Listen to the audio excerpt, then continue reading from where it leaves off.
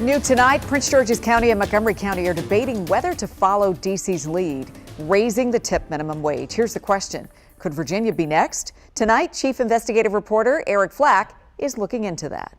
The tipped wage debate shifting to Montgomery County, where Councilmember Will Jawando has introduced a plan to increase the tipped minimum wage $2 a year until it hits the statewide minimum wage. Jawando is holding a public hearing on Tuesday. This is a legacy of slavery. The reason that this exists the way it does is because there was an intentional decision made to not pay servers, most of whom were Black women and women of color, and to a full wage.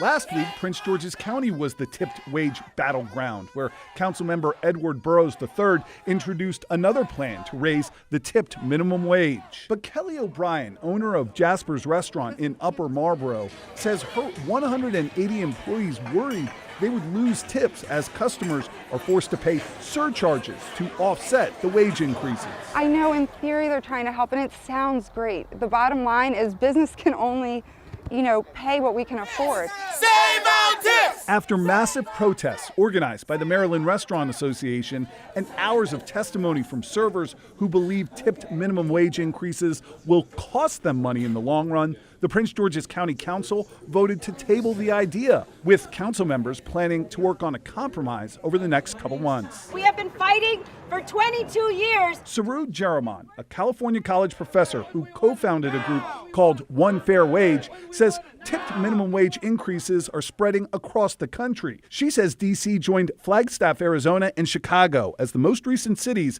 to eliminate sub-minimum wage pay for tipped workers. Todos corrieron hacia D.C. a trabajar. Everybody's leaving for D.C. to work. Margarita Diaz is a server working in Prince George's County. Nuestros dirigentes. We're not running to D.C. We're right here fighting until we get our right. And so I think what we're going to find out is, does this become a broader regional trend? Mike Saltzman is executive director of the Employment Policies Institute, a Virginia nonprofit working with the restaurant industry to try and stop tipped wage increases. Saltzman pointed to a Cornell study, which found states with higher tipped minimum wages resulted in servers getting less tips. I think the future of this is really going to be determined in many ways by what happens in Montgomery and Prince George's County in the next few weeks. D.C. is an experiment on what happens when you do this.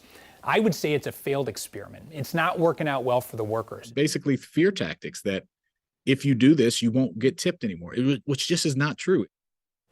So you might be asking, what about Virginia? Saltzman said it's unlikely it would pass a tipped wage increase because wage rates in the Commonwealth are controlled by the state legislature, not local municipalities. And Saltzman said the Virginia legislature voted down a tipped wage increase just a couple years ago. In fact, the Maryland state legislature voted down the same idea just this year. Les? There's so many strong opinions on this one here, Eric, and I know you'll be following it for us all. You got it. All right, so